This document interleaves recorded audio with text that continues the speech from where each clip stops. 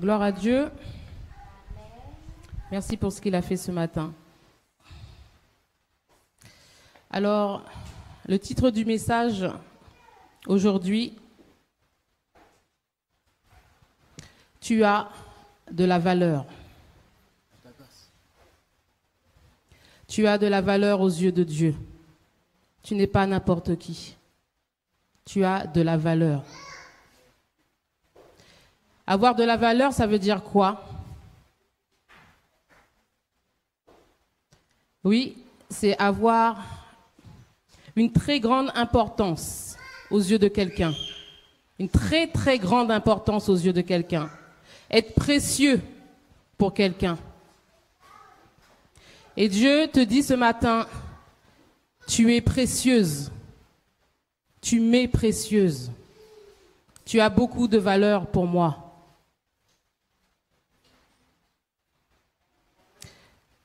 Et c'est une expression qu'on emploie. Un parent peut dire ça. Je te confie mon enfant. Fais attention, c'est la prunelle de mes yeux. Cet enfant a beaucoup de valeur pour sa mère et pour son père. Mais c'est une expression que Dieu aussi a mentionnée dans la Bible. Nous allons dans Ésaïe 43, 4.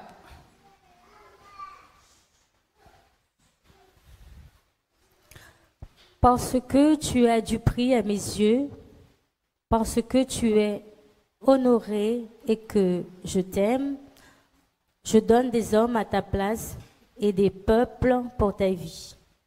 Parce que tu as du prix à mes yeux, dit l'Éternel. Tu es né, tu es sur cette terre, et l'Éternel te dit que tu as du prix à ses yeux. Ésaïe 43, 1.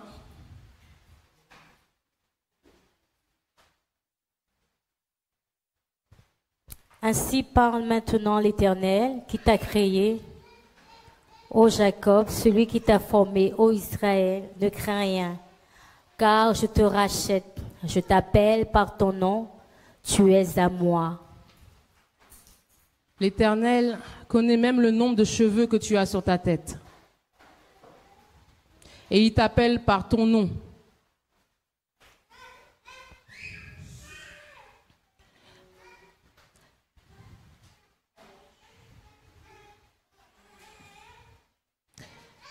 Dieu dit que tu as du prix à ses yeux, qu'il t'aime.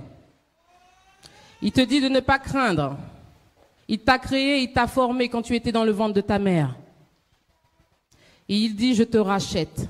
Est-ce que tu sais si, par exemple, ça c'est une Bible, elle a une valeur. Je l'ai achetée à un prix.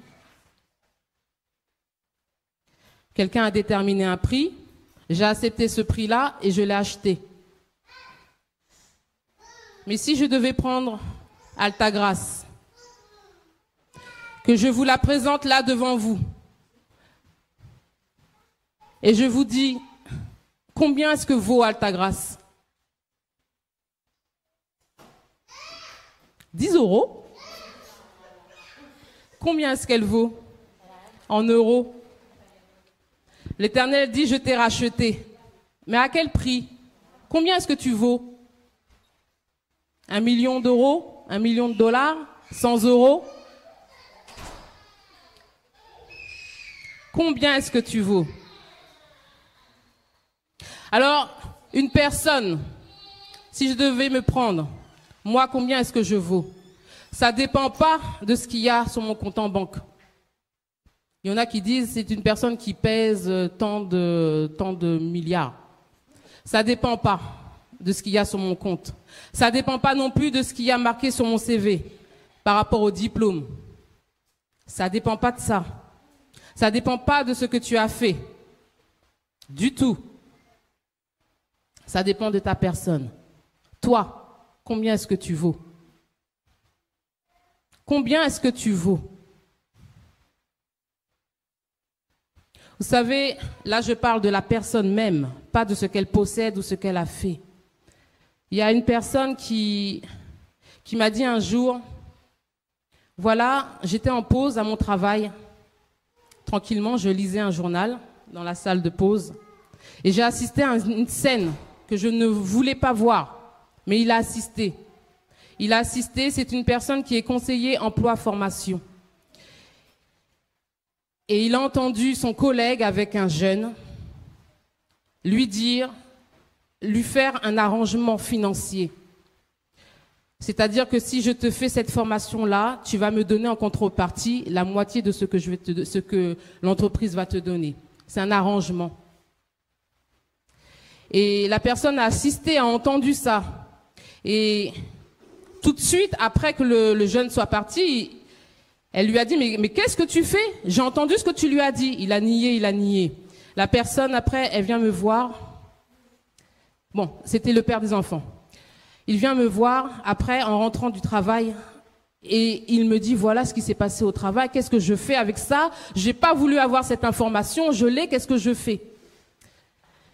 Il était tracassé. Le lendemain, il arrive au travail, et voilà, qu'il est convoqué à la direction. Il va à la direction, qui c'est qu'il voit? Il voit son collègue. Alors, voilà, la directrice qui dit, voilà, vous êtes accusé de diffamation, c'est-à-dire dire des propos dans le but de nuire. C'est condamnable. Alors, son collègue a menti sur lui carrément en disant, voilà, il m'a accusé d'un nanana, et il y a des répercussions disciplinaires. Alors, le lendemain, il rentre et il me dit ça. Alors, c'est grave, la diffamation. Ça peut aller jusqu'au licenciement. Alors, je me souviens que j'ai pris, à l'époque, hein, c'était il y a plus de 10 ans.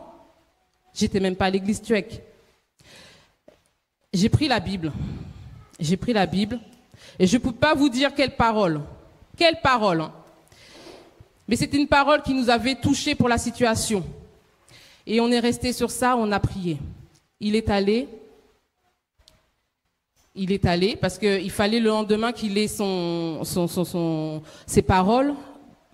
Ils sont tous les deux le lendemain. L'un reste sur sa position et Christophe, il reste sur sa position. Il a décrit la scène. Très bien, messieurs, je vais juger de l'affaire. Alors, on est resté sur la parole, de Dieu, on a prié et on est resté confiant. Et la situation a été telle que ni l'un ni l'autre n'a été licencié, ni l'un ni l'autre n'a eu quelque chose.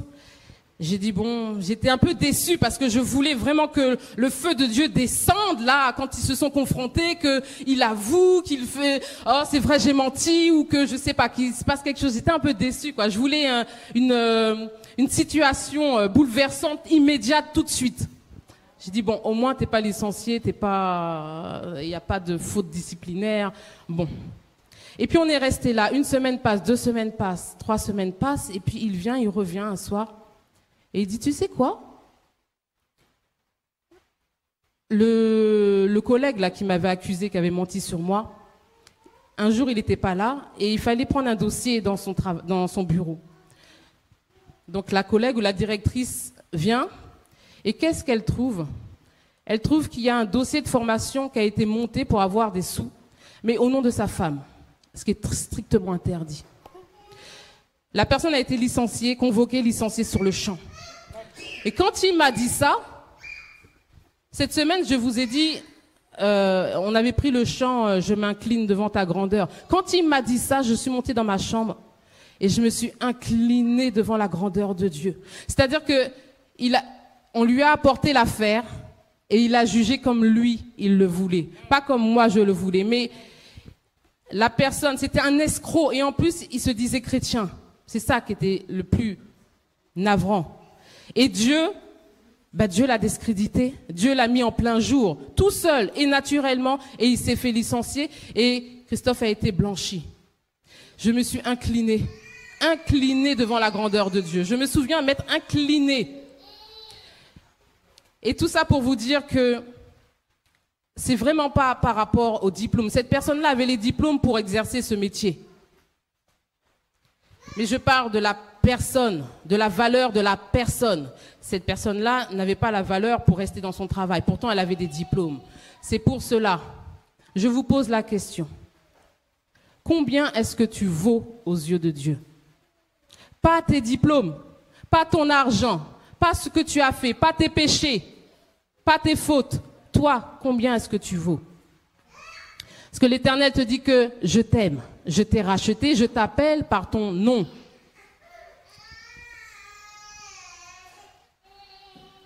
1 Corinthiens 7, 23 nous dit que vous avez été rachetés à un grand prix. Ne devenez pas esclaves des hommes. Vous avez été rachetés à un grand prix. Un grand prix. Et vous connaissez ce prix? Il fallait un sacrifice. Il fallait un sacrifice ultime. Et la parole de Dieu nous dit que Dieu, je vais le personnaliser, t'as tant aimé William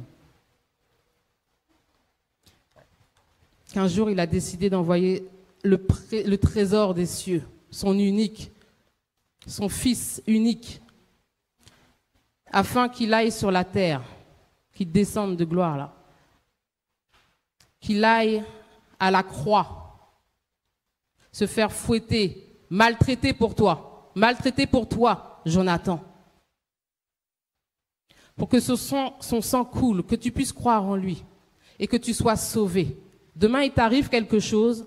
Demain, tu n'es plus de ce monde-là. Tu as l'assurance de ton salut en Jésus-Christ.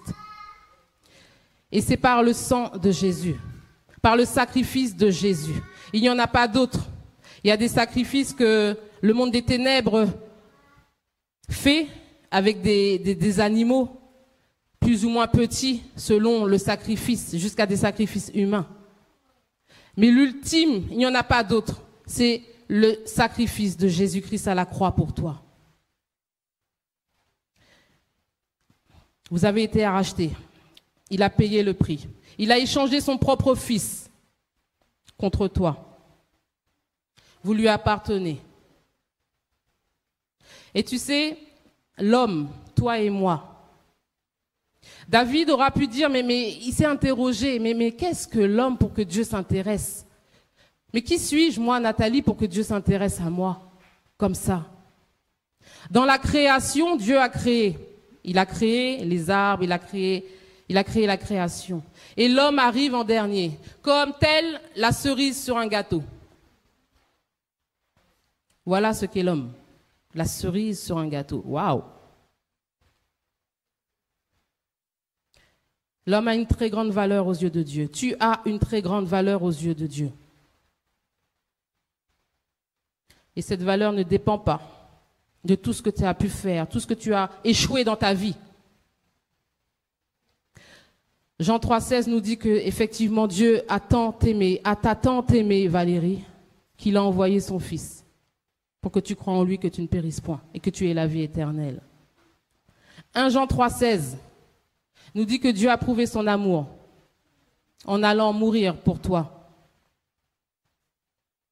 Notre valeur est fondée sur Jésus-Christ, sur ce qu'il a fait à la croix. Elle n'a pas de valeur marchande. Alors, moi, si par exemple je devais prendre... Jessica, viens. Si je devais prendre Jessica, c'est un exemple. Hein.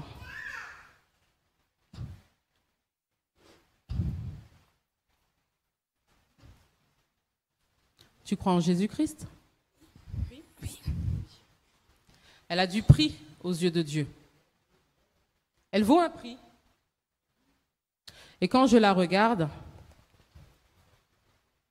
je vois la croix de Jésus.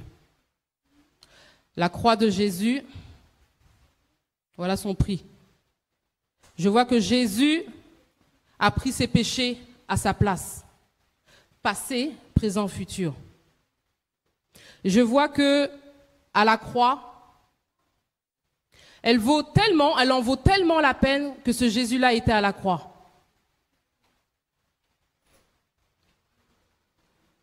Tu as tellement de prix aux yeux de Dieu.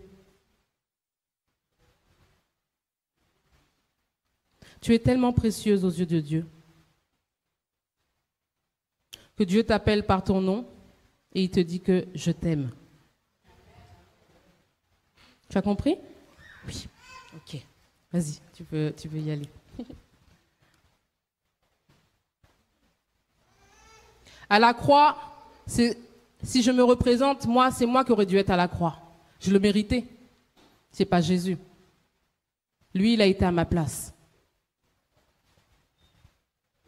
Je vois la valeur qu'il me porte et qu'il te porte.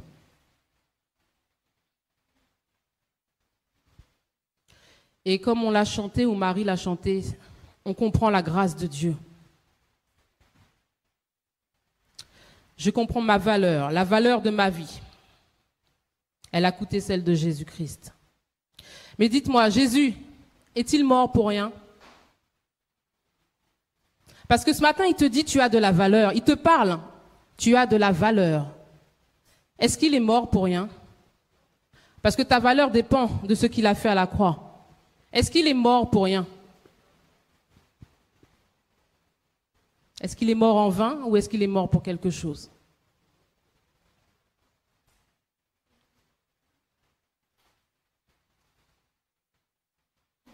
Tu as de la valeur. Peut-être il y a quelqu'un qui ne se considère pas, qui dit qu'il n'y arrivera pas. Je ne peux pas. J'ai pas de valeur, on ne s'intéresse pas à moi, on ne se sert pas de moi. Dieu te dit que tu as de la valeur. Dans ma famille, je suis méprisée.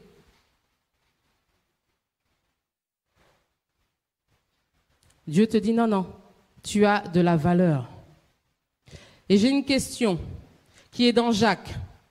Croyez-vous, affiche-le s'il te plaît, Jacques 4.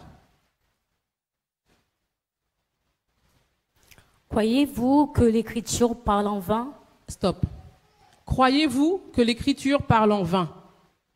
Si Dieu te dit qu'il t'a racheté par son propre Fils, que tu as du prix à ses yeux, le trésor des cieux s'est sacrifié pour toi. Toi. Croyez-vous que l'Écriture parle en vain? C'est avec jalousie que Dieu chérit l'esprit qu'il a fait habiter en nous. Jésus-Christ est venu se sacrifier pour toi, parce que tu as du prix aux yeux de Dieu. Jésus-Christ ressuscité, Jésus-Christ a dit à ses disciples qu'il doit partir parce qu'il nous laisse le consolateur, un avantage. Et cet avantage-là, c'est le Saint-Esprit. Et la parole de Dieu nous dit que c'est avec jalousie que Dieu chérit l'Esprit qu'il t'a donné et qui habite en toi. Il t'a donné son Fils unique et il t'a donné son Saint-Esprit qu'il chérit. Est-ce que tu réalises qui tu es en Christ? Je comprends et je rejoins David. Mais qui suis-je? Mais qu'est-ce que l'homme? Eh bien, tu as de la valeur. Tu as de la valeur. Les jeunes, vous avez de la valeur. J'ai une grande pensée pour les aînés de cette église.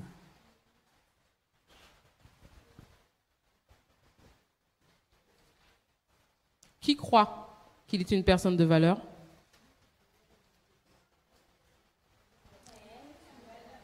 Comment? Personne de valeur. Amen. Tu as de la valeur. Tu as de la valeur. Tu n'es pas n'importe qui.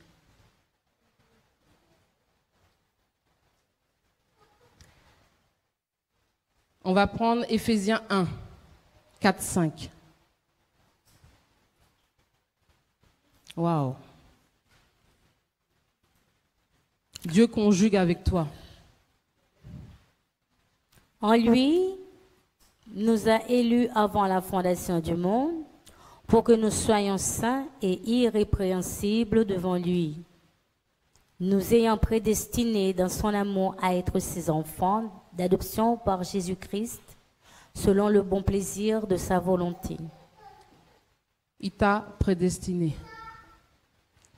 Quand il a créé le monde, il a créé l'homme. Le diable est venu mettre son nez, mais il t'a prédestiné et il a envoyé son fils. Luc 12, 24 nous dit que vous valez bien plus que des corbeaux, des animaux qu'il nourrit. Vous valez bien plus que des corbeaux. David dira, merci, je te loue de ce que je suis une créature si merveilleuse. Ce matin, je suis venue encourager une personne qui a été frappée par la vie, qui a eu un passé difficile, quelqu'un qu'on méprise d'un domaine ou un autre, quelqu'un qui a été rabaissé, quelqu'un abandonné et rejeté, humilié d'une manière ou d'une autre. Une personne dont la vie n'a pas été tendre. Une personne dont la vie n'a pas été tendre. Dieu te dit que tu as de la valeur. Tu n'es pas n'importe qui. Ça ne dépend pas des difficultés, des circonstances du passé. Tu es une personne de valeur. C'est à toi que je parle ce matin. Jésus t'aime. Si tu as des doutes, regarde à la croix. Vous savez, j'ai donné ma vie, j'ai accepté de passer par les eaux du baptême. Pourquoi? Comment? Avant, j'étais catholique et avec une grande bouche contre les protestants. Et je me mariais avec un protestant. Mais je restais dans ma position. Et lors des préparatifs du mariage, le pasteur nous a convoqués. Et bon, il me connaissait, et donc on parlait. Et il a simplement pris une image, un tableau, dans le contexte de la discussion. Un tableau qui représente Jésus sur une croix attachée. Et il y a marqué, voilà ce que j'ai fait pour toi. Et toi, qu'as-tu fait pour moi? Cette parole-là était pour moi, il ne le savait pas. La discussion finie, je rentre chez moi, je passe une nuit blanche, je vais à gauche, je me tourne à gauche, je me tourne à droite, j'arrive pas. Cette parole-là ne me laisse pas tranquille. Toi, qu'as-tu fait pour moi? Et au petit matin, c'est une parole, comme Jacob. J'ai lutté toute la nuit. Et là, j'ai baissé mes armes. Parce que je me suis dit, bon, avec toute la famille qui est catholique, si je dois me faire baptiser, je le ferai après. Eh ben, le lendemain matin, j'ai appelé le pasteur et j'ai dit, je vais me faire baptiser. Oh, il était tout étonné, parce qu'il s'y attendait pas du tout, c'était pas du tout le propos de la réunion.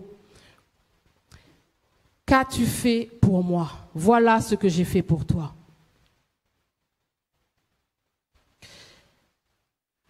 Dans la Bible, on nous parle de la parabole du bon samaritain.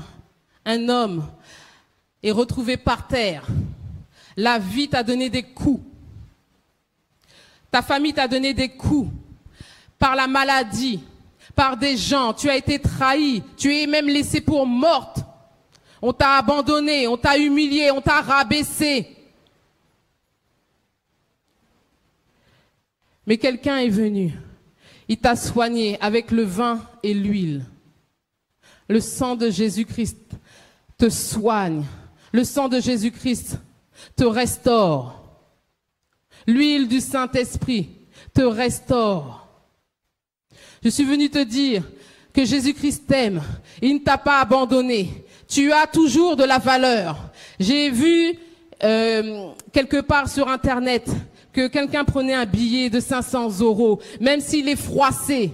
C'est un billet qui vaut 500 €, il a une valeur. Il est froissé, il est dans la boue, on marche dessus. Si tu le prends, tu le nettoies, ce billet-là a toujours de la valeur. Toi, qui vaut plus qu'un bout de papier, plus qu'un animal, un corbeau. Toi qui as été humilié, toi qui n'es pas guéri d'une blessure, laisse-moi te dire que tu as de la valeur. Jésus-Christ a été humilié déjà à ta place. Jésus-Christ a déjà été meurtri à ta place. Va à la croix, vois ce qu'il a fait pour toi et va de l'avant. Accepte ce que Jésus a fait pour toi. Et accepte que tu es quelqu'un de valeur. Même si on t'a méprisé, même si on t'a rabaissé, au nom de Jésus-Christ, que tu puisses dire ce matin que je rejette au nom de Jésus-Christ toutes les paroles négatives qu'on a pu prononcer sur moi. Jésus m'a racheté, Jésus a pris ma honte, je suis une nouvelle créature en Christ. Annule ces paroles. Quelles que soient tes difficultés, quelles que soient là ce matin, Dieu, Jésus, peut t'aider. Il peut te donner la solution.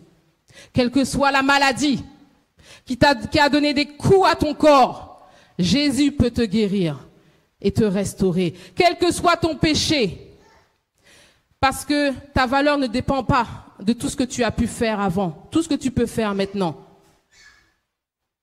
Quel que soit ton péché, Jésus peut te pardonner.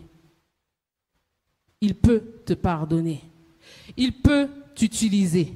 Accepte ce que tu es. Jésus-Christ console toujours. Il dit dans sa parole qu'il est même venu pour ceux qui ont le cœur brisé.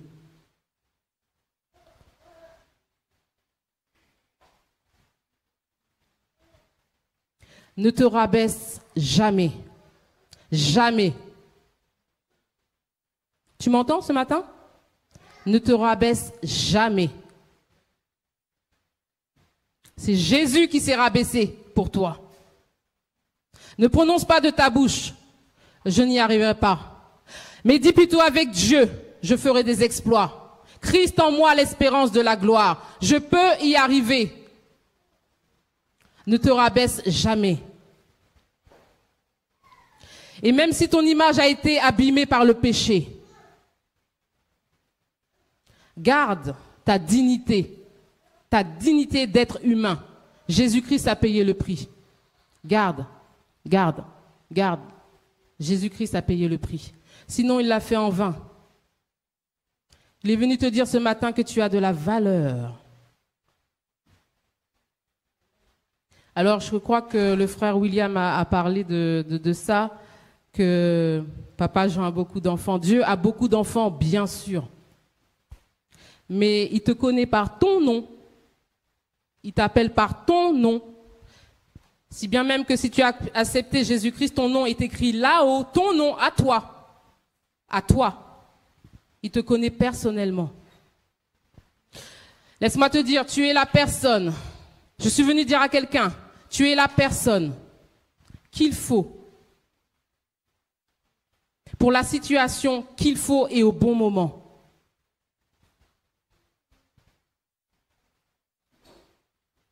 Tu es la personne qu'il faut pour ton travail. Tu es la personne qu'il faut pour ta famille. Soit la Esther de ta famille, soit le David de ta famille, le Joseph de ta famille. Tu es la personne qu'il faut, tu n'es pas un hasard.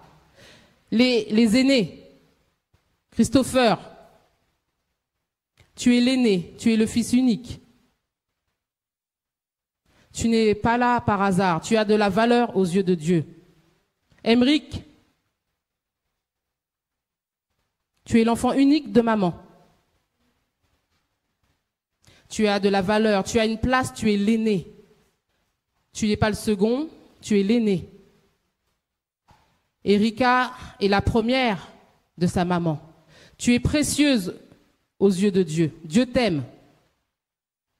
Tu le sais? Curtis, Suzy, tu as une grande place dans le cœur de Dieu. Si tu es deuxième, si tu es troisième, tu as ta place dans ta famille. Élie, tu es l'aîné. Et nous savons que dans la Bible, les aînés ont un rôle. Dieu t'aime, Élie. Il t'aime. Les aînés, prenez votre place. Enfant de Dieu, prends ta place.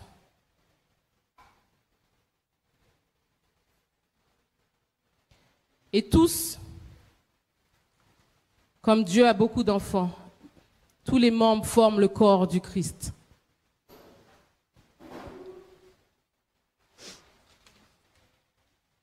Alors quand tu sais que tu es accepté,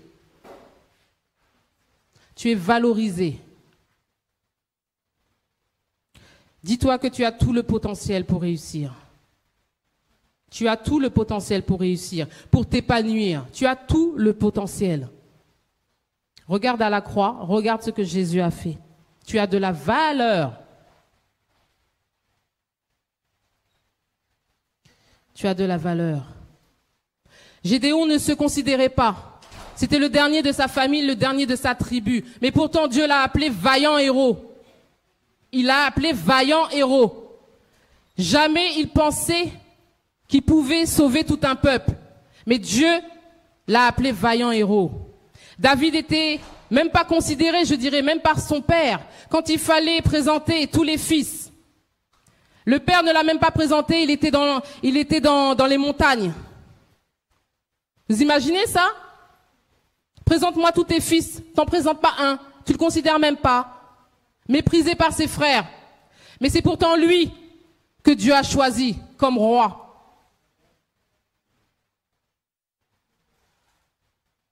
Et laisse-moi te dire que ce n'est jamais fini tant que Dieu n'a pas dit que c'est terminé.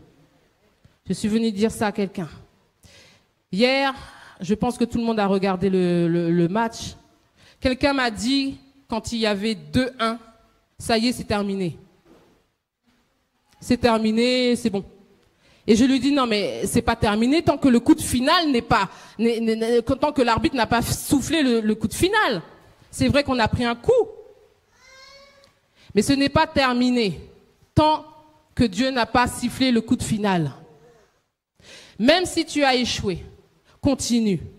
Même si tu as pris des coups, continue. Tu as des rêves, vas-y. Dis-toi, marche, marche. Mais comment ce Dieu-là a pu me considérer à un tel prix? Croyez-vous que l'Écriture parle en vain?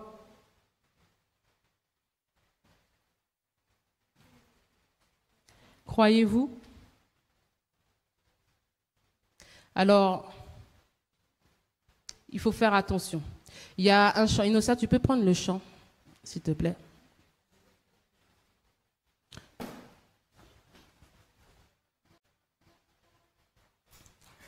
C'est ce que Dieu te dit ce matin.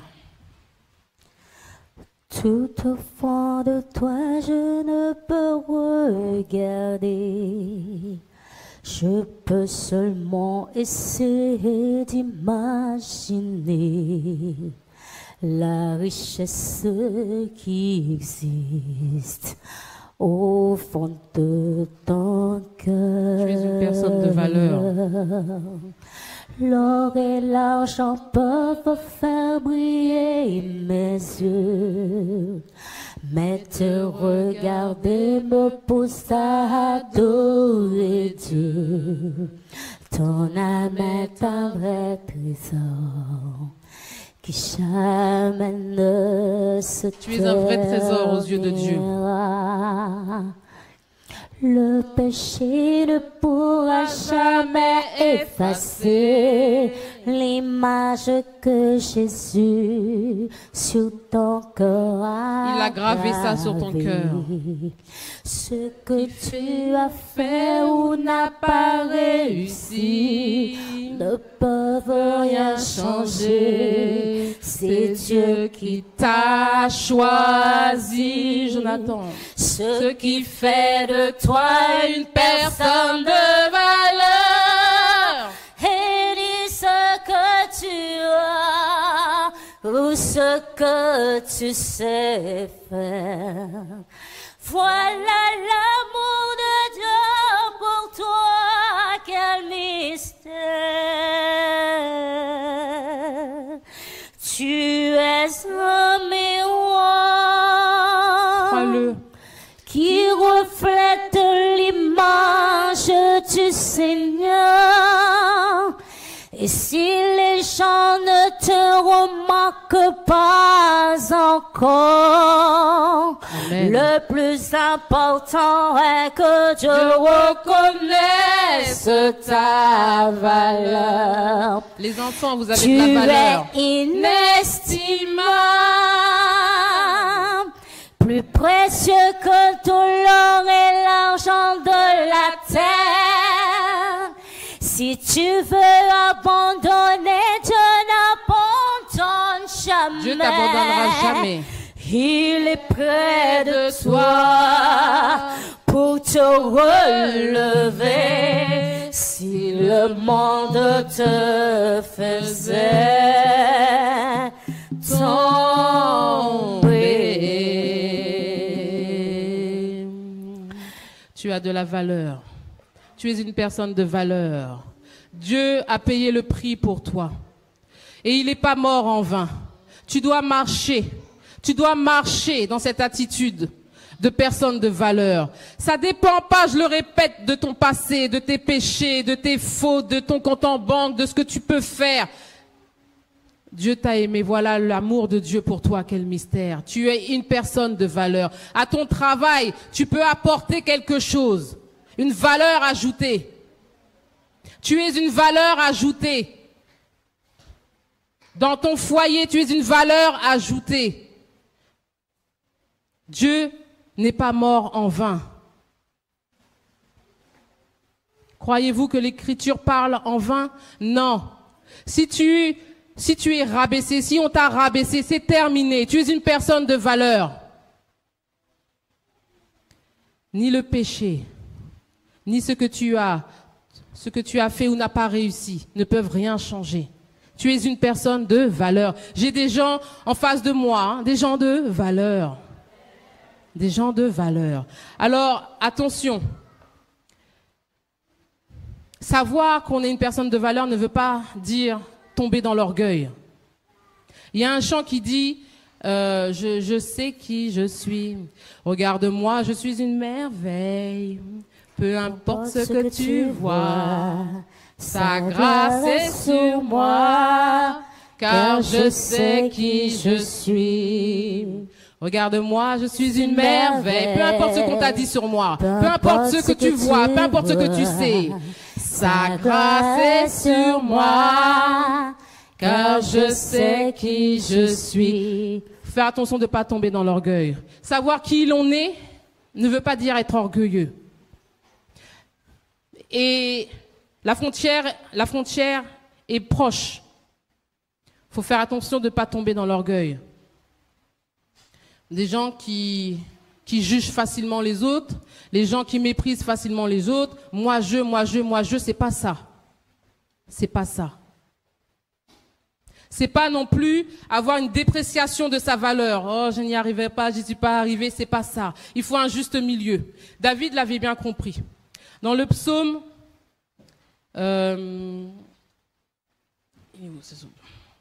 quand il dit je te loue de ce que je suis une créature si merveilleuse. Le psaume 139, on va le prendre en entier. Il savait exactement où se situer. Bon, passe. Pour ne pas tomber ni dans l'orgueil, ni dans l'apitoiement sur soi. Tu sais, quand je m'assieds et quand je me lève, tu pénètres de loin ma pensée. Tu sais, quand je marche et quand je me couche, et tu pénètres toutes mes voies. Car la parole n'est pas sur ma langue, que déjà, ô Éternel, tu la connais entièrement. Tu m'entoures par derrière et par devant, et tu mets ta main sur moi. Une science aussi merveilleuse est au-dessus de ma portée, elle est trop élevée pour que je puisse la saisir. Où irais-je loin de ton esprit, et où fuirais-je loin de ta face? Si je monte aux cieux, tu y es. Si je me couche au séjour des morts, t'y voilà. Si je prends les ailes de l'aurore et que j'aille habiter à l'extrémité de la mer, là aussi ta main me conduira et ta droite me saisira. Si je dis, au moins les ténèbres me couvriront, la nuit devient lumière autour de moi. Excuse-moi, Inosia. C'est pas ce passage-là. C'est psaume 8. Psaume 8. Il savait parfaitement où se situer pour ne pas tomber Au chef des chants, sur dans l'orgueil. Éternel notre Seigneur, que ton nom est magnifique sur toute la terre. Il commence déjà par magnifier le Seigneur et le nom du Seigneur.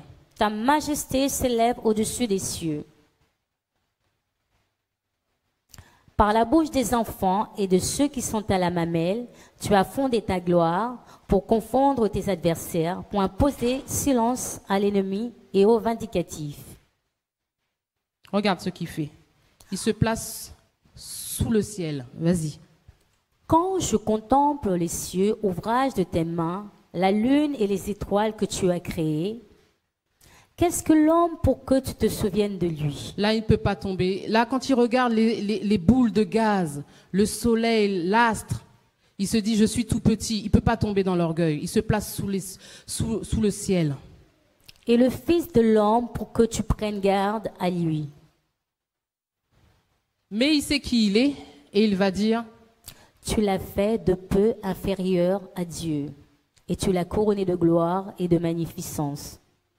Tu lui as donné la domination sur les œuvres de tes mains, tu as tout mis sous ses pieds, les brebis comme les bœufs et les animaux des champs, les oiseaux du ciel et les poissons de la mer, tout ce qui parcourt les sentiers des mers. Éternel, notre Seigneur, que ton nom est magnifique sur toute la terre. il savait où se positionner pour ne pas tomber dans l'orgueil, ni dans l'apitoiement sur soi. La vie peut donner des coups. Mais il regarde. Seigneur, tu es grand, tu es magnifique, tu es infiniment grand. Tu as créé ci, tu as créé ça. Mais tu as fait l'homme de peu inférieur aux anges. Waouh! Quelle position que tu m'as donnée. Il sait où se situer. Moi, David savait où se situer pour rester dans le juste milieu. Moi, c'est la croix. À la croix, quand ça va pas, je sais qu'à la croix, Jésus a été humilié pour moi. Je sais qu'à la croix, Jésus a payé le prix pour moi. Mais quelle valeur, mais qu'ai-je fait? Je sais que je suis quelqu'un de valeur. C'est dans sa Bible et la parole de Dieu ne parle pas en vain. Et j'ai tellement de valeur que Jésus a été à ma place. Je peux pas, même si ça peut m'arriver une seconde, un petit peu de temps, mais tout de suite je me ressaisis. Moi, c'est la croix. David, c'était en contemplant les cieux. Tu es une personne de valeur. Tu peux le dire? Tu es une personne de valeur. Tu es une personne de valeur. Alors, crois-le ce matin. Là où tu vas, quel que soit dans ton travail, dans tes projets, si tu t'assois par rapport à ton passé, dis-toi que tu es une personne de valeur. Ne te rabaisse plus. Si la vie t'a donné des coups, parce que pour certains, c'est pas facile, plus que d'autres. N'oublie pas que Dieu a envoyé son Fils pour toi et il chérit le Saint-Esprit qui t'a donné. Tout ce dont j'ai besoin, Dieu me l'a donné, car je sais qui je suis. Tu es enfant de Dieu. Et tu es la prunelle des yeux de Dieu. Tu sais, quand il y a une poussière qui vient dans l'œil, tout de suite, il y a un système de défense qui vient. Il y a les larmes, il y a tu clignotes des yeux, il y a un système de défense. Mais toi qui es la prunelle de Dieu, quand on te touche, le système de Dieu rentre en action. Tu es la prunelle de Dieu. Crois-le ce matin. Tu es la prunelle de Dieu. Tu peux marcher dignement. Dignement, la tête haute. Les choses passées sont anciennes. Tu es une nouvelle créature et tu as de la valeur. Que Dieu vous bénisse. Amen.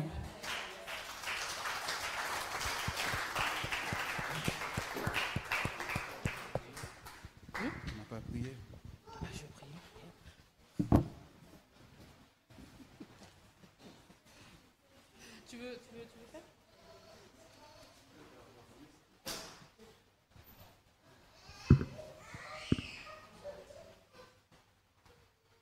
On va se lever.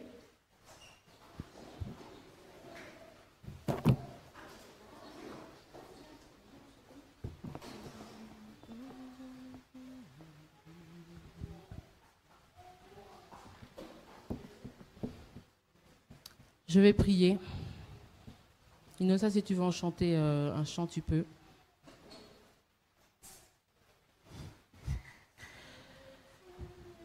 Seigneur, tu m'as dit de dire à quelqu'un ce matin qui peut-être ne se considère pas ou ne se considère plus, qu'il a de la valeur à tes yeux. Seigneur, voici tes enfants. Je te les recommande. Je prie pour que ta parole, Seigneur Dieu, pénètre au fond d'eux. Toi qui relèves, toi qui consoles, toi qui guéris, toi qui ne manges jamais, toi qui nous as tout donné. Je prie, Seigneur Dieu, pour que ta main, que ton Saint-Esprit passe dans les rangs. Console ce qui a consolé. Relève ce qui a consolé, à relever. Passe dans les cœurs. Touche les cœurs. Guéris ce qui a à guérir. Et convainc. Toi qui convainc, Saint-Esprit, de péché, de jugement et de justice. Fais ce que tu as à faire. Mais que toute parole qui a été prononcée sur ta vie soit effacée dans le nom de Jésus-Christ. Si ton peuple a accepté des paroles qui fait qu'aujourd'hui il y a des attitudes, il y a des paroles prononcées par leur propre bouche, je viens annuler ces paroles dans le nom de Jésus-Christ. Ce sont des enfants de Dieu qui sont devant moi. Ce sont tes enfants. Des enfants de Dieu, la prunelle de Dieu. Chacun d'entre nous, chacun d'entre vous, vous êtes la prunelle de Dieu. Dieu t'aime. Et Dieu est là. Dieu est là à tes côtés. Dieu est là dans ton cœur. Il t'a donné son Saint-Esprit. Là où tu es découragé, reçois la force dont tu as besoin. Là où tu es découragé dans tes pensées, que le Seigneur renouvelle ton intelligence. Dans le nom de Jésus-Christ. Que tu sois une source de motivation pour ton entourage. Que tu sois un modèle pour ton entourage, pour ta famille, pour tes collègues dans le nom de Jésus. Seigneur, je te remets tous ces jeunes qui prennent leur place dans ton royaume et dans ton corps. Toutes les personnes que la vie a maltraitées, laissées pour mortes. Seigneur, tu es là par ton Saint-Esprit. Tu viens panser les blessures. Tu viens guérir ceux qui ont le cœur brisé. Tu viens guérir ceux qui ont le corps malade. Parce qu'ils ont de la valeur à tes yeux. Seigneur, j'ai libéré ta parole. Tu as donné ton propre fils pour eux et pour moi. Merci pour ce que tu as fait à la croix. Merci parce que ta parole ne parle pas en vain. Nous avons de la valeur à tes yeux. Et pardon, Seigneur, si nous marchons des fois la tête baissée. Pardon, Seigneur Dieu, si nous avons accepté des paroles négatives. Pardon, Seigneur, pour tous ces jeunes qui ont accepté des paroles des professeurs, qui ont dit qu'ils n'allaient pas réussir. Merci, Seigneur Dieu, pour tout ce que tu suscites dans les cœurs. Merci pour ton amour. Merci, Seigneur, pour ton amour. Dans le nom de Jésus. Amen. Amen.